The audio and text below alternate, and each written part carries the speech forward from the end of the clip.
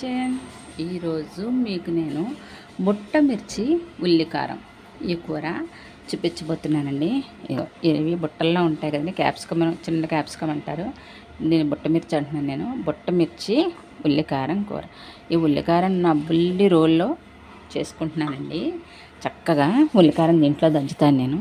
దీనికోసం ముందు కొంచెం ధనియాలండి, ఈ మాత్రం ధనియాలు వేసి కొంచెం మెత్తగా దంచుకోవాలి. వీటిని ఇలా ధనియాలు నలిగిన తర్వాత ఒక 2 ఉల్లిపాయలు ఇలా చిన్న ముక్కల్లా కట్ చేసి పెట్టుకున్నానండి. ఈ 2 ఉల్లిపాయలు మెత్తగా దంచేసుకోవాలి. ఈ ఉల్లికారం కూరలు బాగుంటాయండి. చక్కల రోట్లో కచ్చాపచ్చాగా దంచుకోవాలి. మనం మిక్సీలో వేస్తే బాగా మెత్తగా అయిపోతాయి. అందుకని చక్కల రోట్లో దంచుకుంటే చాలా బాగుంటాయి కూరలు. క్యాప్సికము ఈ బుట్ట మిర్చి లేదా క్యాప్సికము దీన్ని ఇలా వండితే కూడా మంచి రుచిగా ఉంటుందండి. అలాంటి కూర మీకు ఇవాళ నేను చేసి చూపిస్తున్నాను. వీటిని మెత్తగా దంచేద్దాం. ఇప్పుడు ఇంతే చింతపండుని వేసామా వేయలేదా అన్నట్టుగా ఉండాలి. అంతే చింతపండు, సరిపడగా సాల్టు, కారం ఇవి వేసి ఇంకొకసారి మనం దీన్ని దంచేసుకుందాము. ఇప్పుడు ఉల్లికారం రెడీ అయిపోతుంది మనకి.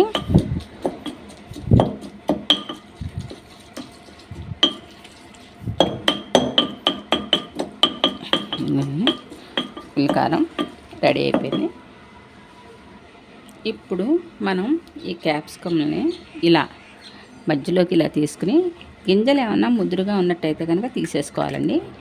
ఇలా కట్ చేసి పెట్టుకోవాలి. మనం గుత్తంకాయ పెట్టుకుంటాం కదా, ఆ టైప్లో మనం వీటిని ఇలా పెట్టుకుని గింజలు ఏమన్నా ఉంటే కనుక తీసేసుకుని, లేతగా ఉంటే కనుక అలా ఉంచవచ్చు. ఇలా తీసి పెట్టేసుకోవాలి మొత్తం కాయలన్నీ. ఇలా అన్ని క్యాప్సికంలో పెట్టేసుకున్నాం కదా. ఇప్పుడు మనం ఈ క్యాప్సికంలో ఈ ఉల్లికారం కూరుకోవాలండి.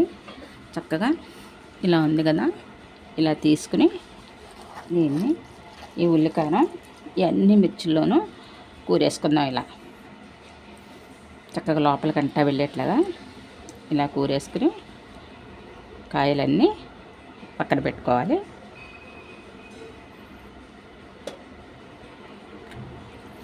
ఇలా కూరుకోవాలి. మనం గుత్తంకాయ కూరుకున్నట్టుగా చక్కగా ఇలా కూరుకోవాలి. ఇలా మనం అన్ని కాయలు కూరేసుకుందాము. ఇలా చక్కగా అన్ని కాయలను కూరేసుకుని పక్కన పెట్టుకుందామండి. ఇప్పుడు ఈ మిగిలిన ఉల్లికారను కప్పులో తీసుకుని ఉంచుకుందాము. మనం కూర ఉడికిన తర్వాత ఆ కూరలో ఇది కూడా వేసేసుకోవచ్చు అన్నమాట. కొంచెం బండి పెట్టుకుని ఆయిల్ వేసుకుందాము.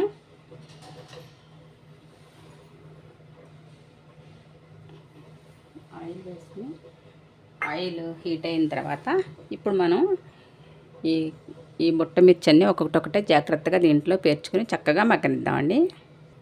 చూసారా, చక్కగా ఈ ఉల్లికారం దీంట్లో పెట్టుకుంటే ఎంత బాగున్నాయో. క్యాప్సికమ్ విడిగా అయితే రుచిగా అనిపించదండి. ఇలా మనం దేంట్లోనైనా కలిపినట్టయితే దాని టేస్ట్ చాలా బాగుంటుందండి. ఉత్తినైతే చప్పగా ఉన్నట్టు అనిపిస్తుంది మనకి. ఇలా మసాలా పెట్టి కానీ, లేకపోతే మొన్న శనగపిండి కారం వేసి చేశాను, అలాగా ఈ ఉల్లికారం ఇలా వండుకుంటే కనుక ఈ కూరలు చాలా బాగుంటాయండి. చక్కగానే ఇలా కాయలాగా మనం తినడానికి కూడా చక్కగా మంచి టేస్ట్తో బాగుంటుంది. అందుకని ఇవాళ ఇలా వండి మీకు చూపిస్తున్నాను నేను. ఇప్పుడు దీనిపైన మూత పెట్టేస్తానండి. మూత పెట్టేసి కొంచెం నీళ్లు పోసి ఉంచేస్తాను. ఇలా మూత పెట్టి కొంచెం ఇలా వాటర్ పోసి ఉంచుకుంటే చక్కగా మగ్గుతుందండి. ఒక 5 నిమిషాలు పోయిన తర్వాత దీన్ని మనం టర్న్ చేసుకుందాం. ఇప్పుడు వీటిని కొంచెం టర్న్ చేసుకుందామండి. అంటే మొత్తం అన్ని వైపులా కూడా మగ్గాలి కదా, అందుకని దీన్ని ఇలా జాగ్రత్తగా టర్న్ చేసుకుందాం. వీటిని ఇలా విడిపోకుండా ఉంటాయన్నమాట. ఇలా టర్న్ చేసుకుంటే అన్ని కాయలను మనకి చక్కగా అన్ని వైపులా బాగా మగ్గుతాయి కాయలు.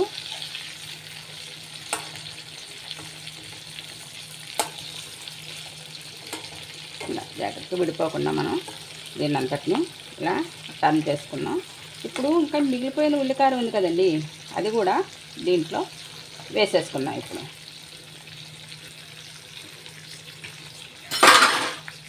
ఈ ఉల్లికారం కూడా చక్కగా దీంట్లో వేసేసుకున్నాము. దీంతో పాటు మగ్గిపోతుంది.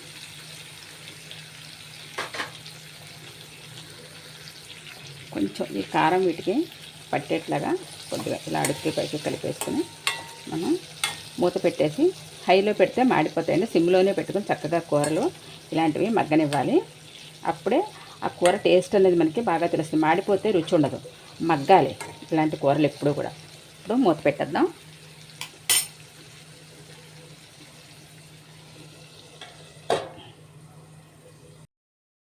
చక్కగా కూర రెడీ అయిపోయింది. ఇప్పుడు ఒక రెబ్బ కరివేపాకు దూసి వేసుకుందాం. ఫ్రెష్ కరివేపాకు చక్కటి స్మెల్తో బాగుంటుంది. కూర అంతా రెడీ అయిపోయింది. ఒకసారి కలిపేసుకుని మనం దీన్ని ఈ వేడికి ఈ కరివేపాకు మగ్గిపోతుందండి. వేరే మగ్గాల్సిన పనే ఉండదు. చక్కగా మంచి సువాసన వస్తూ ఉంటుంది. ఇది చూసారా చక్కగా రెడీ అయిపోయింది. దీన్ని ఇప్పుడు నేను సర్వింగ్ బౌల్లోకి తీసేస్తాను. ఒక్క నిమిషం ఇలా కలిపేసుకుని చక్కగా చూసారా ఎక్కడ మాడకుండా చక్కగా ఎంత బాగా మగ్గిందో కూర. రుచి కూడా అంతే బాగుంటుందండి. దీన్ని ఇప్పుడు ఒక బౌల్లోకి తీసేసుకుందాం. కూర రెడీ అయిపోయిందండి. దీన్ని చక్కగా ఇలాగ మనం బౌల్లోకి తీసేసుకుందాము. చక్కగా ఇలా కాయలలాగా మనం ఇలా వండుకున్నాం కదా, చూడండి. ఇలా కూర అంతా మనం డిష్లోకి తీసుకుందాము. పైనుంచి కొంచెం కొత్తిమీర జల్లుకుంటే బాగుంటుంది. ఇదిగోనండి ఎంతో చక్కటి టేస్ట్తో ఉండే బుట్టమిర్చి ఉల్లికారం కూర రెడీ అయిపోయింది. ఉల్లికారం కూర రెడీ అయిపోయిందండి. మీరు కూడా దీన్ని తప్పకుండా ట్రై చేయండి.